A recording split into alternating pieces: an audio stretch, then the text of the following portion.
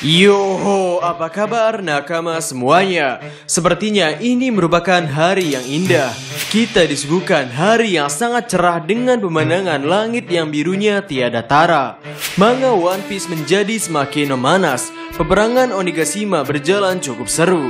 Dan kami di sini ingin membicarakan momen di mana orang-orang akan menyadari bahwa Luffy adalah the next Joy Boy atau the next Nika. Sehingga tanpa basa-basi lagi, langsung saja mari kita mulai. Sudah menjadi hal yang umum dalam sebuah manga memiliki karakter terdahulu yang sangat-sangat keren. Seperti dalam manga Naruto adalah Hagoromo, atau dalam manga Kimetsu no Yaiba adalah Yorichi atau sang pemilik nafas matahari.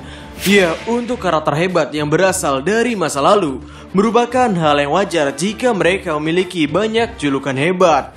Joy Boy dan Nika menurut kami adalah satu sosok yang sama.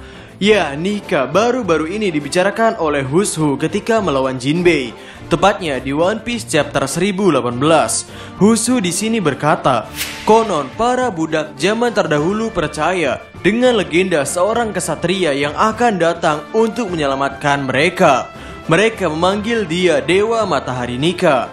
Konon dia akan mendatangkan senyuman di bibir mereka dan membebaskan mereka dari penderitaan. Tapi siapa yang tahu dia ada atau tidak? Pengadilan kejamku diundur sangat lama sekali. Jadi aku percaya pada legenda itu. Sehingga mudahnya orang-orang yang percaya pada Nika ini mempercayai bahwa ketika mereka sedang ada masalah, Nika akan menjadi penolong bagi mereka. Nah, kami di sini berpendapat bahwa Luffy akan mendapatkan momen di mana dia dipandang sebagai sosok Nika. Kebencian yang berubah menjadi pertemanan. Dalam cerita manga shonen, sudah menjadi hal yang umum ketika ada karakter yang membenci sang karakter utama.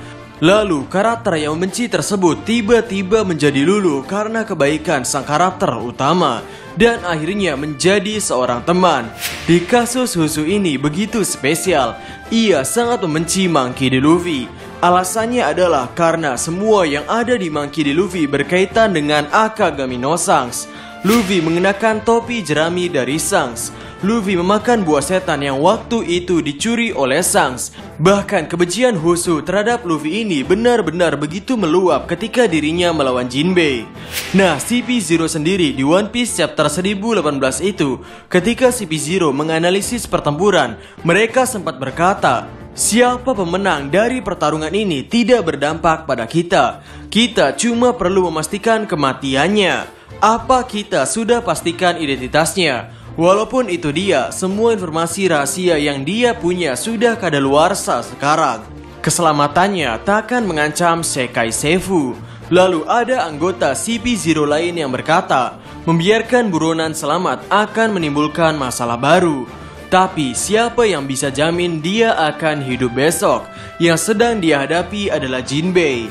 Dan kita tahu meskipun Jinbei memenangkan pertarungan melawan Who's Who ini, rasanya bukan gaya Eiichiro Oda untuk membuat kru topi jerami untuk membunuh karakter lain tanpa alasan. Zoro yang terlihat ganas di medan pertempuran saja rasanya belum pernah membunuh karakter. Malahan yang ada ia sering dibuat babak belur oleh musuh yang sedang ia hadapi. Jadi besar kemungkinan Jinbei hanya akan membuat Who's Who terkapar tak berdaya, tapi tidak sampai membunuhnya. Nah, dari segi bajak laut Kaido itu sendiri, rasanya tidak mungkin ada yang akan membunuh Who's Who. Maksud kami, ia begitu loyal terhadap bajak laut Kaido. Anggota Smile yang disuruh oleh Otama juga hanya disuruh untuk melawan mereka yang masih bisa bertarung. Sehingga, jika bukan Jinbei ataupun anggota bajak laut Beast yang lainnya, kira-kira siapa yang akan membunuh Who's Who? Mau tidak mau, CP0 harus turun tangan sendiri untuk membunuh Who's Who.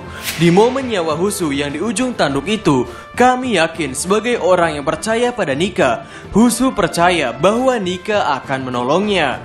Dan di momen itulah nantinya Luffy akan menolong Husu. Dengan kejadian ia yang tertolong oleh Luffy ini, maka akan menimbulkan hasil yang mana seluruh persepsi kebenciannya terhadap Luffy akan memudar. Persepsi dirinya yang ingin menghabisi Monkey D. Luffy pun berubah menjadi orang yang respect pada Luffy dan ingin membela pertempuran bersama Monkey D. Luffy. Dan bisa jadi Luffy akan dianggap sebagai sosok Nika oleh Husu, seorang pria yang membawa sebuah senyuman dan membebaskan mereka dari penderitaan, yang mana penderitaan Husu selama ini berkaitan dengan perlakuan pemerintah dunia terhadapnya, di mana ia dikurung, dijadikan buronan dan sebagainya.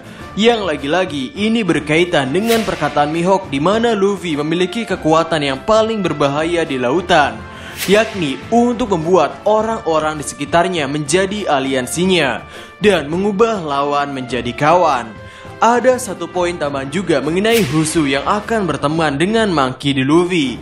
Teman di sini bukan sebagai anggota kru bajak laut topi jerami, melainkan sebagai orang yang saling menaruh respect, yakni pada cover volume 97. Di mana di sini digambarkan wajah para Tobiropo, tubuh Luffy, Law dan juga Kid. Nah, yang menarik di sini, di wajah Husu ini dikelilingi oleh besi dari Kid, yang membuat Husu terpisah dengan kawanan Tobiropo-nya. Yang mana kami berpendapat bahwa ini merupakan isyarat dari Eiichiro Oda untuk Husu yang nantinya akan berpihak pada Monkey D. Luffy. Dan jika kita teliti lebih dalam lagi mengenai apa yang dilakukan Luffy dan pengetahuan umum mengenai keterkaitan Luffy dengan Nika, semuanya menjadi terhubung dengan sosok Luffy sebagai Nika. Dan untuk pembuktian bahwa Luffy adalah Joy Boy, itu akan dikeluarkan dari mulut Kaido. Ya, mungkin Kaido mengetahui banyak tentang Joy Boy. Kaido pernah berkata bahwa Luffy juga gagal menjadi Joy Boy. Nah, pada awalnya kami pikir kegagalan Luffy ini berkaitan dengan kekuatan Luffy yang masih cetek. Namun jika dipikir-pikir lagi, rasanya perkataan Luffy yang gagal menjadi Joy Boy itu lebih luas dari yang kita kira. Mungkin kegagalan yang dimaksud oleh Kaido adalah kegagalan Luffy untuk membebaskan tanah Wano Kuni dan membawa fajar baru bagi Wano Kuni itu sendiri. Jika Husu menunggu kehadiran Nika, ingin tahu siapa sebenarnya sosok Nika, maka bisa jadi Kaido juga melakukan hal yang sama. Kaido juga menunggu kehadiran dari Joy Boy.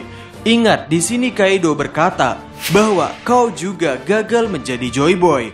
Di sini Kaido menyelipkan kata juga, yang artinya ada orang yang pernah dianggap sebagai the next Joy Boy oleh Kaido. Nah, siapakah dia? Banyak orang berpendapat bahwa itu adalah Rocks di Sebek. Ya, itu agak masuk akal karena Sebek bertarung melawan pemerintah dunia. Tapi bagaimana jika di kasus Kaido ini, Kaido hanya menganggap Joy Boy adalah orang yang berniat untuk membebaskan Wano Kuni dan membawa fajar bagi Wano Kuni? Ya, ada orang yang dulu ingin membebaskan Wano Kuni, ingin membuka gerbang Wano Kuni dan menyiapkan Wano Kuni untuk Joy Boy. Tidak lain dan tidak bukan adalah Oden Kozuki. Keputusan Oden ini ia buat setelah mengarungi lautan dan berhasil ke Laftel. Namun Oden Kozuki gagal melakukannya, sehingga kami pikir bisa jadi orang yang sempat dianggap the next Joy Boy oleh Kaido namun gagal adalah Oden Kozuki. Dan ya, momen dimana Kaido menyadari Luffy adalah Joy Boy adalah ketika Luffy membebaskan tanah Wano Kuni, membawa fajar baru bagi Wano Kuni, dan membuka gerbang Wano Kuni kepada dunia. Oh ya, momen Luffy menyelamatkan Husu ini sepertinya bukanlah momen di mana Luffy betul-betul memiliki niatan untuk menyelamatkan Husu. Hanya saja di momen ketika Husu ingin dibunuh itu, kebetulan di sana ada Luffy dan akhirnya diselamatkan oleh Monkey D. Luffy. Sehingga, bagaimana menurut nakama semuanya? Berikan komentar kalian atau berikan koreksi kalian semua atas teori kami tersebut di kolom komentar di bawah. Jadi, kami Diskus OP dan terima kasih banyak.